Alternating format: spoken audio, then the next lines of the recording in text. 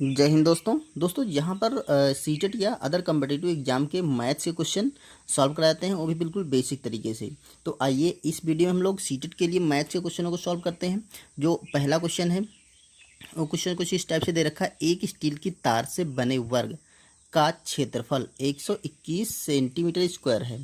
ठीक है, कोई एक स्टील की तार है जिससे एक वर्ग बनाया गया है जिसका क्षेत्रफल 121 सेंटीमीटर है।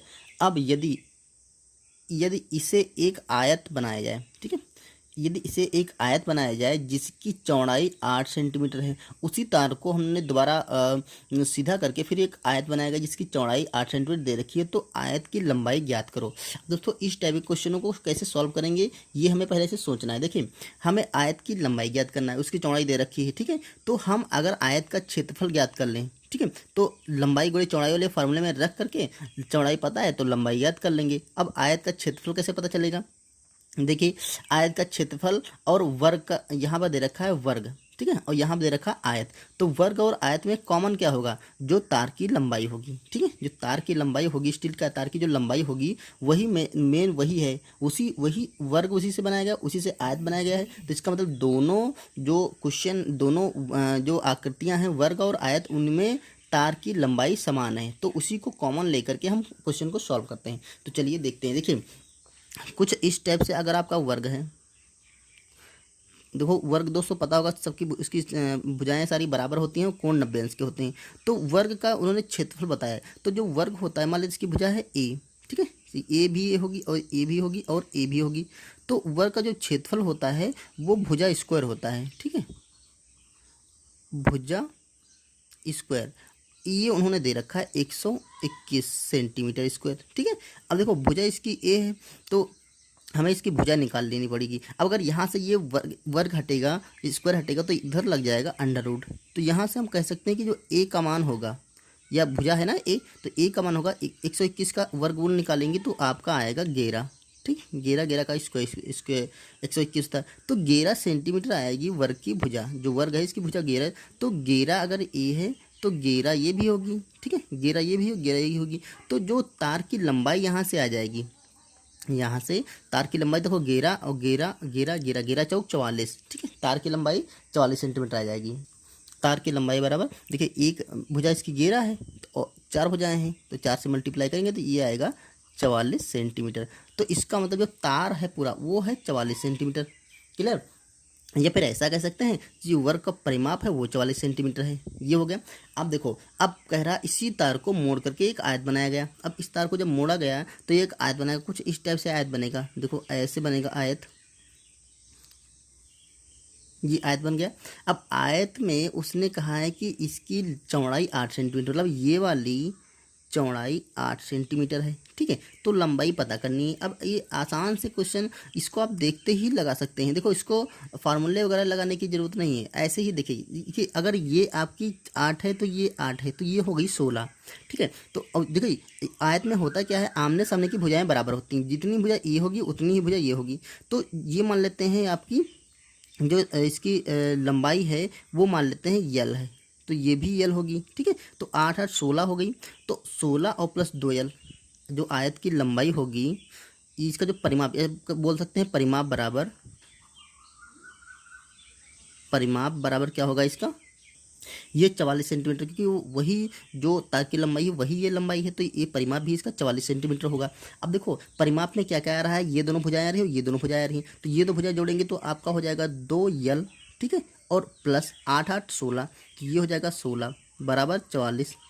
अब यहाँ से यल का मान निकाल लेंगे तो यहाँ पर देखिए 2 एल बराबर यहाँ पर 44 है, 16 इधर जाएगा तो माइनस का हो जाएगा 16, तो ये आपका बचेगा 14 से यहाँ पर देखिए यहाँ पर बचेगा 14 से 8 6 जाएगा तो आपका 8 बच जाएगा, और यहाँ पर 1 से तो 3 से 2 1 जाएगा तो 2 बचेगा, तो 28 सेंटीमीटर। तो 2 यल का मान 28 आ गया। यहाँ देखिए अगर 2 एल बराबर है 28, ठीक है, तो यहाँ से 2 काट देंगे तो 2, ये आएगा 1 और 4, तो एल का मान आ जाएगा आपका 14 सेंटीमीटर। ठीक है, यही हमसे पूछ रहा था कि तार की लंबाई क्या है, तो तार की लंबाई क्या होगी 14 सेंटीमीटर। ये हमारा इस क्वेश्चन का आंसर हो जाएगा।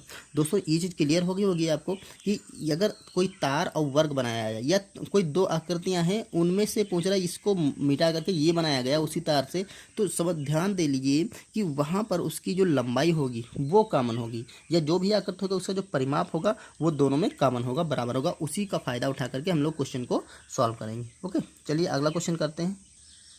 ये क्वेश्चन है बोडमास के नियम, कह रहा था मान ज्ञात कीजिए। ठीक है, मान ज्ञात करना है। ये दे रखा है 14.5 गुणे 3 प्लस 18 को भाग किया गया है 3 से माइनस 3 गुणे आपका है 12.5। तो दोस्तों इसमें क्या करना है, हमें बोडमास के नियम से सॉल्व करेंगे तभी इस क्वेश्चन का आंसर आएगा, अदरवाइज हम गलत कर देंगे। तो बोडमास का नियम क्या होता है आपको पहले बता दें। बोडमास में सबसे पहले होता है ब्रैकेट। ठीक है, ब्रैकेट होता है, मतलब जो ऐसे सॉल्व करने का जो समीकरण दे रखा तो सबसे पहले ब्रैकेट सॉल्व करते हैं। तो इसमें ब्रैकेट तो बीच में कहीं लगा नहीं है, तो उसके बाद सॉल्व करते हैं हम भाग। ठीक है, उसके बाद सॉल्व करते हैं हम गुणा, उसके बाद सॉल्व करते हैं हम जोड़ना और घटाना। ठीक है, जोड़ना घटाना उसके बाद सॉल्व करते हैं। तो ये प्रोसीजर होता है। तो इसमें हमें भाग पहले सॉल्व करना है। तो आपको क्या करना होता है, देखिए अगर इस तरीके से लगाएंगे जहाँ भी देखिए भाग लगा है तो हमने उसके दोनों तरफ के अंकों को ले लेना है, ऐसे सॉल्व कर लेना है, बाकी को एजिट करते रहिए। देखो 14.5 गुणा 3 प्लस, अब इसको भाग करेंगे तो आपका आ जाएगा 6 माइनस 3 गुणा 12.5। ये हो गया एक स्टेप। दूसरे स्टेप में गुणा सॉल्व करना है। तो गुणा कहाँ लगा, देखिए एक तो इन दोनों संख्याओं के बीच में लगा है, दूसरा इन संख्याओं के बीच में गुणा लगा है, तो मैं इस लाइन में गुणा सॉल्व करना है। तो देखिए अगर 3 से भाग गुणा करेंगे तो 3 पचे 15 का 5 और 3 चौको 12 एक 13 और 3 एकम 3 एक 4, ये 43.5 आ गया। प्लस यहाँ पर 6 ऑलरेडी है, माइनस यहाँ पर 12 से भाग करेंगे तो 3 पचे 15 का 5 आएगा यहाँ पर, और 3 दूना 6 और एक 7 हो जाएगा। यहाँ पे दशमलव लगा है, 3 एकम 3 हो जाएगा, तो ये आएगा आपका 37.5। अब हमें क्या करना है, इनमें से जोड़ने वाला चीज़ जोड़ लेंगे, घटाने वाला घटा लेंगे। तो आप इसमें से पहले जोड़ लीजिए, चाहे तो इससे पहले घटा दीजिए। तो जोड़ लेते हैं, देखिए 43 है और 6 जोड़ेंगे, तो 43 में 6 जोड़ेंगे तो आपका हो जाएगा 49। तो ये 49.5, यहाँ से माइनस करेंगे 37.5, इतना घटा देंगे तो हमारा क्या बच जाएगा। देखिए अगर हम 5 से 5 घटाएंगे तो 0 बचेगा, यहाँ पर 9 से 7 जाएगा तो आपका 2 बचेगा, यहाँ पर 4 से 3 जाएगा तो आपका 1 बच जाएगा। इसका मतलब हमारा आंसर क्या आ गया, 12। तो इस इक्वेशन को जब सॉल्व करेंगे तो हमारा आंसर 12 आ जाएगा। ओके, तो ये इस तरीका है बोडमास के नियम को, मतलब बोडमास के जो क्वेश्चन है उसको नियम से जब सॉल्व करेंगे तभी हमारा आंसर आएगा। यहाँ पर जो अगला क्वेश्चन है, कह रहा है यदि संख्या 604x6 11 से विभाज्य है। ये संख्या जो दे रखी है ये 11 से विभाज्य है, तो x का मान क्या होगा। ठीक है, हमें यहाँ से x का मान ज्ञात करना कि यहाँ पर कौन सा अंक आएगा। अब देखिए एक तो तरीका, देखिए संख्या जो है वो आपकी 0 4 x और 6, मतलब इकाई दहाई सैकड़ा हज़ार 10,000 60,000 400 और कुछ दे रखा है। यहाँ पे कौन सा अंक आएगा हमें नहीं पता है। ये संख्या 11 से विभाजित है। ठीक है, 11 से। अब एक चीज़ आप जान लीजिए, 11 से जो संख्या विभाजित होती है उसका एक नियम होता है। जो 11 से विभाजित होती है उसका नियम ये होता है कि उसके सम स्थान पे जो अंक हैं और विषम स्थान पे जो अंक है उनको जोड़ ले। ठीक है, अलग अलग जोड़ लें, फिर उनका अंतर देखते हैं। उनका जो अंतर होता है वो या तो 11 से विभाजित होगा या तो 0 होगा।